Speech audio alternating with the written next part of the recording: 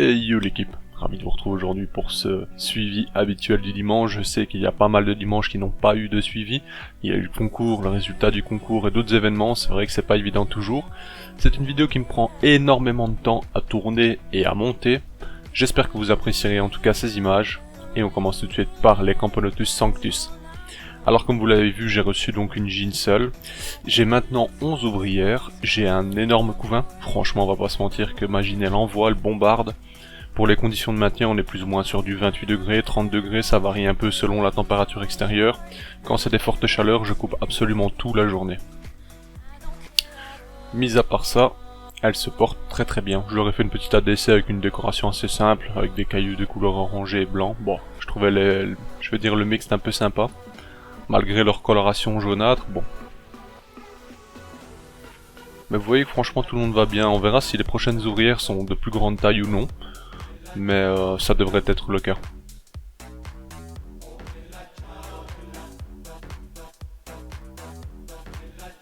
On passe ensuite chez mes Camponotus Sorriventris et vous voyez mon petit major, soit un petit major, soit un gros média. Je ne saurais dire, je pense qu'on est quand même sur un major puisque vous allez voir que lors de certains clichés, on se rend bien compte qu'il est quand même assez costaud par rapport aux ouvrières.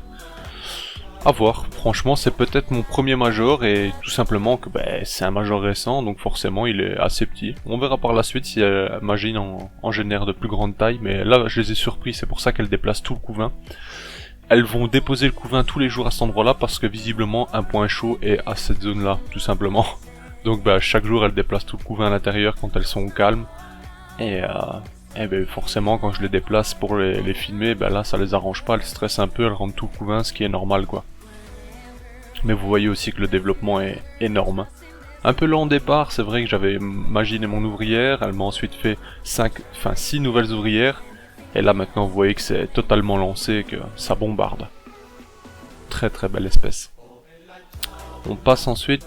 Oh non, on est toujours sur mes Camponotus Sorriventris, j'ai rien dit. Je pensais que j'avais déjà passé à l'autre séquence, mais non, c'est vrai que je vous ai filmé ce passage dans le tube où on voit un peu mieux justement le major. Et là vous remarquerez que la taille justement, comparée aux ouvrières, c'est quand même conséquent. Et là vous voyez, j'ai un reflet, mais bon, on voit quand même bien le couvain, c'est vrai qu'il y a du beau monde qui arrive. Elles vont bientôt passer en nid parce que... Là j'ai pas mal d'ouvrières, mine de rien, ça devrait le faire quoi. Je vais leur proposer tout doucement le nid, on va voir si elles déménagent d'elles-mêmes.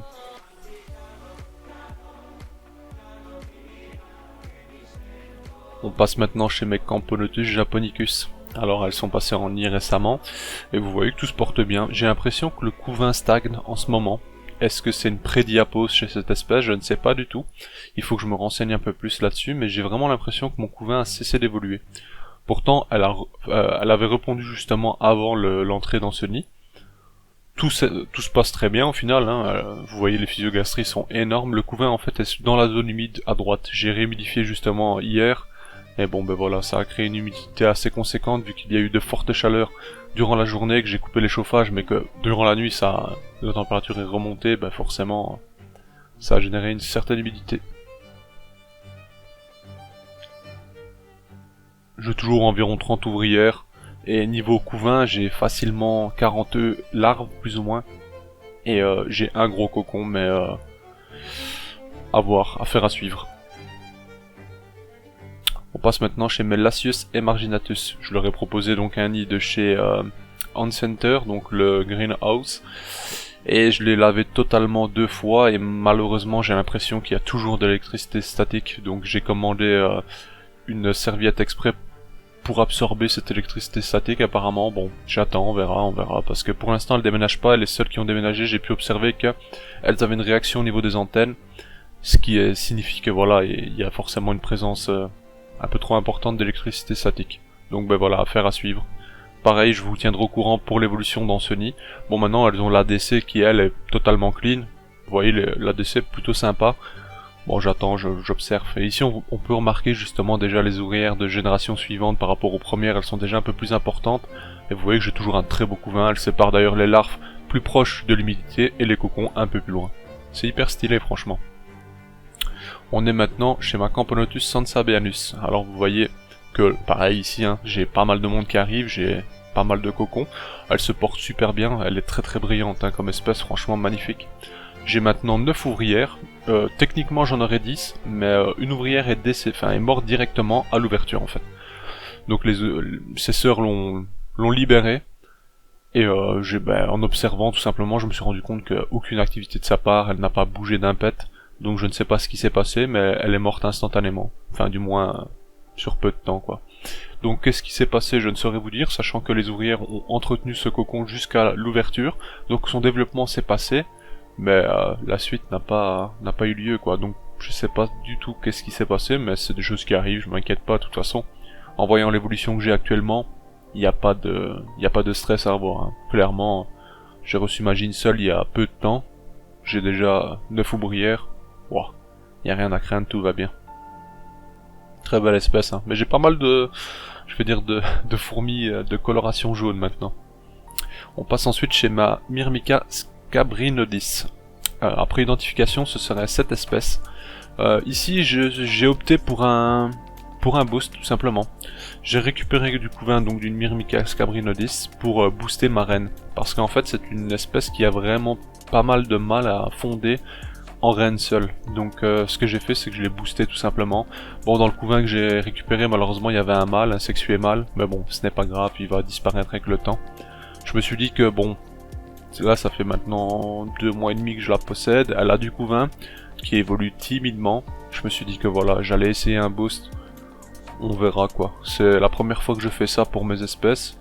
Ici, de tout ce que j'ai reçu comme information et en discutant justement avec une personne dont c'est son métier, il m'a dit que voilà, ça lui ferait pas de mal si vraiment je voulais mener à bien cette fondation. Si pas, j'ai l'option de la relâcher quoi.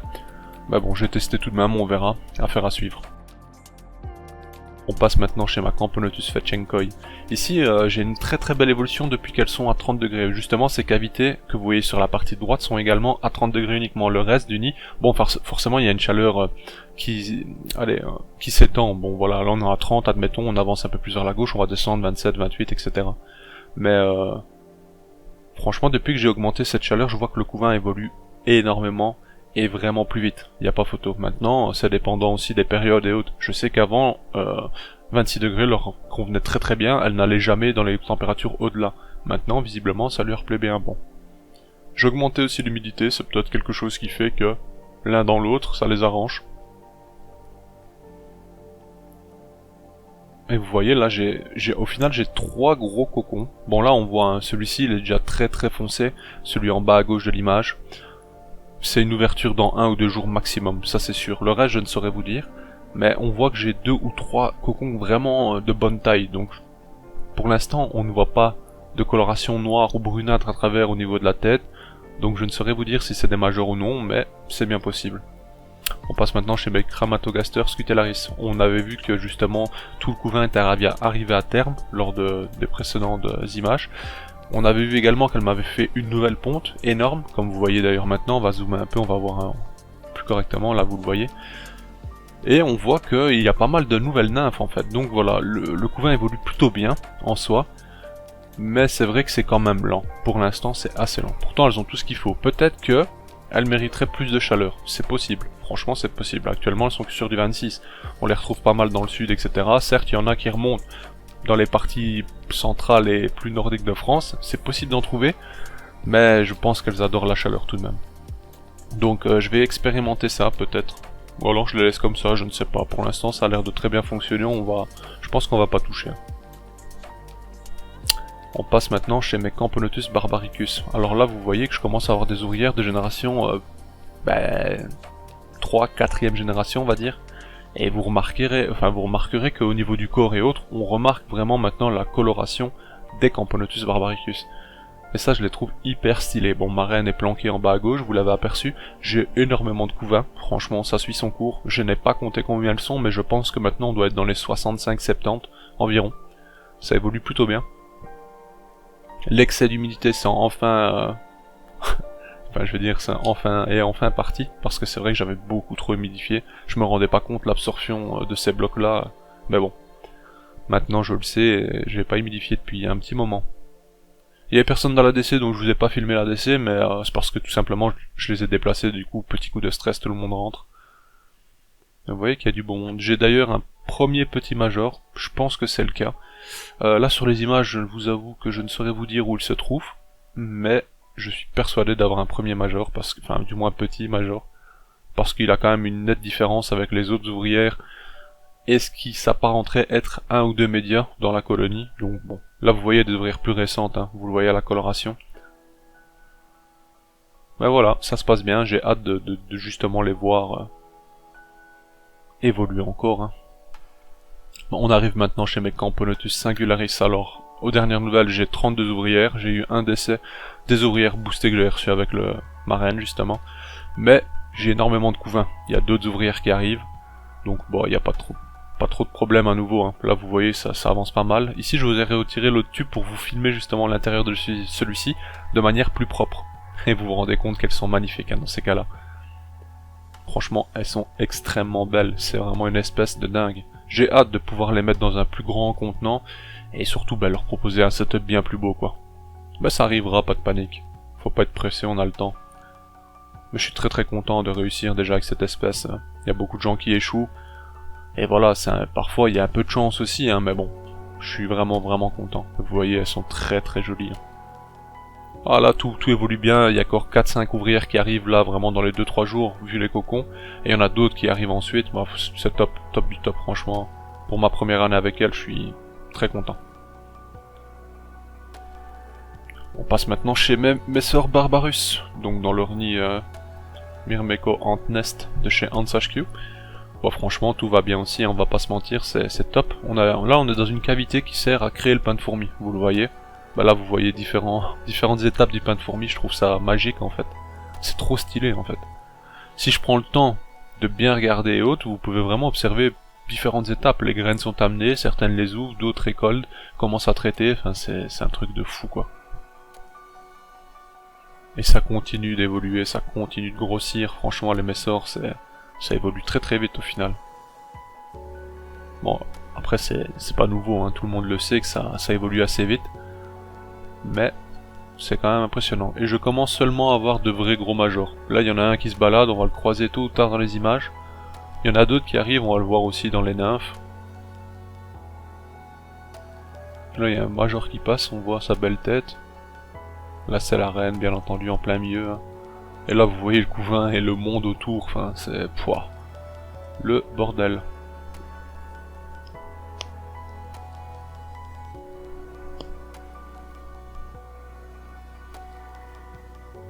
Il y a du beau monde, hein. Comme vous voyez, elles font différents petits tas de graines, bon.